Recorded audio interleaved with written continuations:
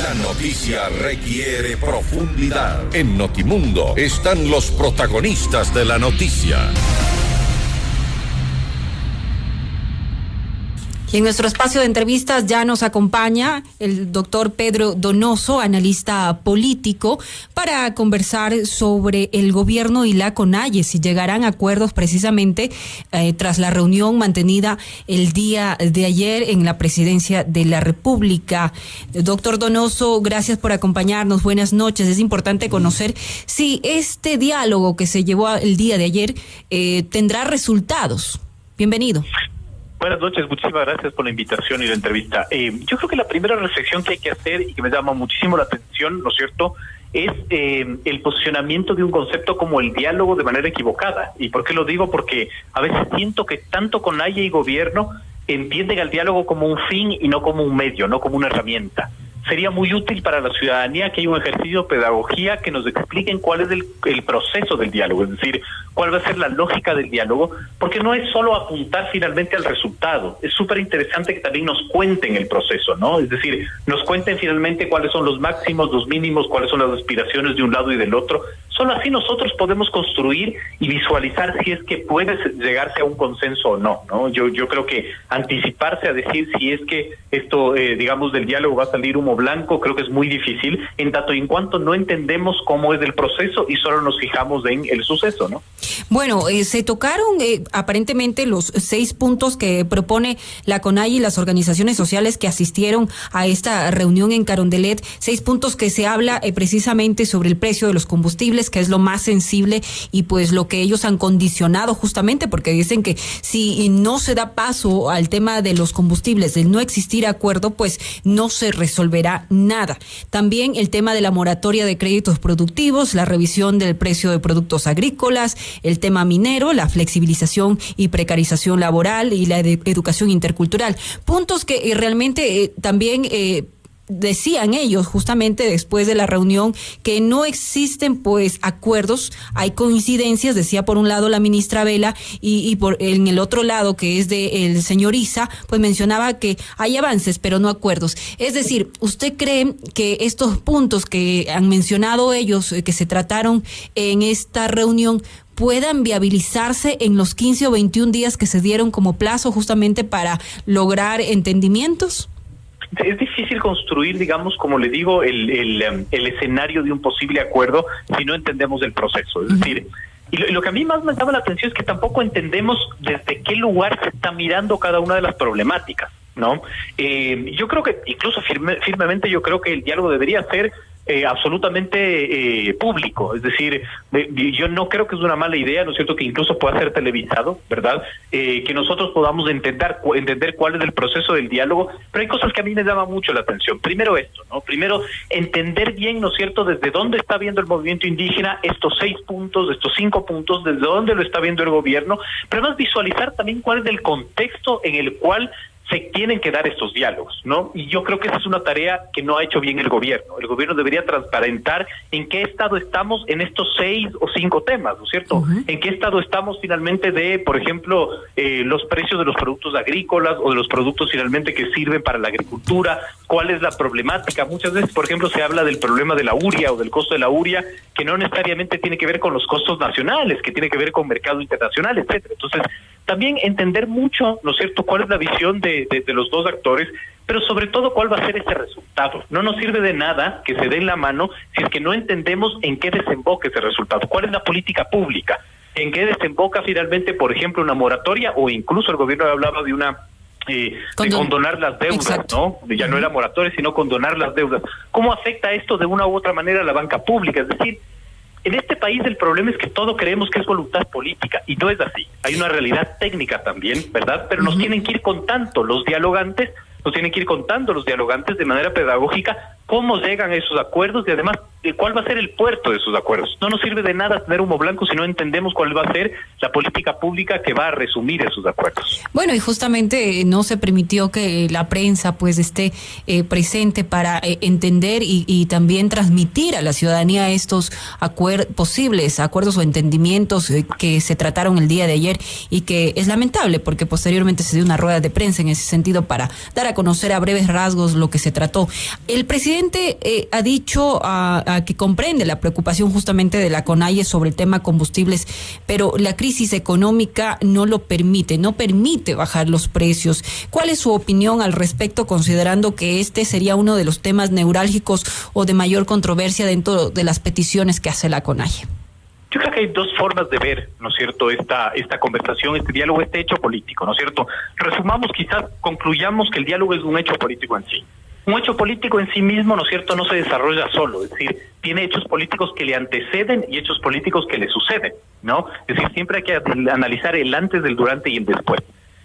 Creo que de una u otra manera va a ser muy difícil que se llegue a un acuerdo, porque también hay un juego político, es decir, la CONAIE no necesariamente quiere llegar a un acuerdo, ¿verdad? Porque el juego político es plantearse como una oposición legitimada, y el gobierno finalmente también no podría plantear, digamos, este tema de tensión, porque tampoco quiere dar su brazo a torcer y no quiere generar el imaginario de un gobierno débil. Entonces, claro, no hay que ser ingenuos, no solo es el acuerdo, sino también son las posiciones políticas y el juego político que se da durante un proceso de diálogo.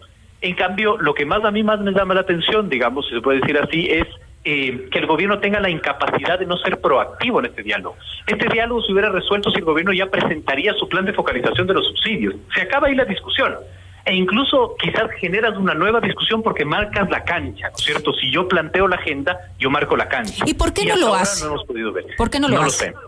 No tendría yo esa respuesta. Me sorprende mucho que un gobierno, además con un alto perfil técnico, digamos con 10 años de preparación para llegar al poder, que no tengan la proactividad y que no ganen, ¿no es cierto?, el accionar proactivo de poner una agenda política con un instrumento técnico. Digamos, la verdad que no encuentro razón. Bueno, y justamente el gobierno tiene que de alguna manera hacer obra pública y de esta manera también dinamizar la economía para poder lograrlo. En suma, necesita recursos, y justamente sobre eso es necesario tomar ciertas medidas, y acogido a lo que ha manifestado, que no lo ve viable en el tema de bajar el precio de los combustibles, y esto generaría así otras medidas de las que vivimos hace pocas semanas, que es la paralización, y que sin duda alguna afecta a todos los ecuatorianos y al comercio. En fin, ¿usted cree que son necesarias medidas como las de haber mantenido el precio del combustible justamente para lograr no afectar a la economía, como ya se lo ha venido dando por la pandemia y la crisis económica que hemos enfrentado? ¿Son medidas razonables? Digamos, yo no soy especialista en eso. Yo podría dar mi opinión personal, que ya no es análisis, es opinión personal. Yo creo que los subsidios deberían eliminarse, pero con una política de focalización. Lo interesante del tema de los subsidios es que es un hecho político también, que está visualizado desde dos corrientes, y es difícil que esas dos corrientes se pongan de acuerdo o entiendan algo que, digamos, en sociología política se conoce como la otredad, que es ponerse los zapatos del otro al validarlo, ¿no? Digamos, las personas o digamos los sectores económicos que están de acuerdo con eliminar los subsidios lo ven desde una visión netamente economicista, y digamos los movimientos sociales lo ven como una medida social.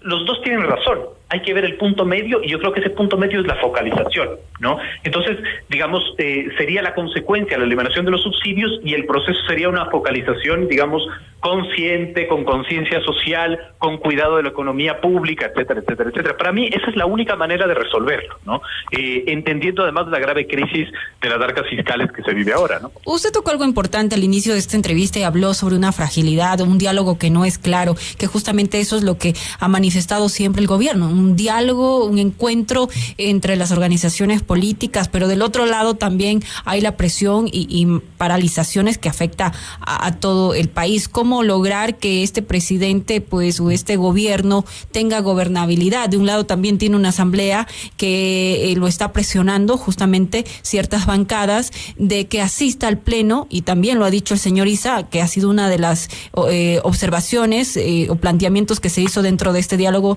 realizado planteó el día de ayer, que acuda a la Asamblea a dar la cara en el tema Pandora Papers. Y por otro lado, como ya le manifesté, la CONAIE pues dice, si no se llega a acuerdos, continuaremos con nuestra lucha. ¿Cómo lograr una gobernabilidad? ¿Cómo lograr realmente un diálogo que tenga efectos para el país?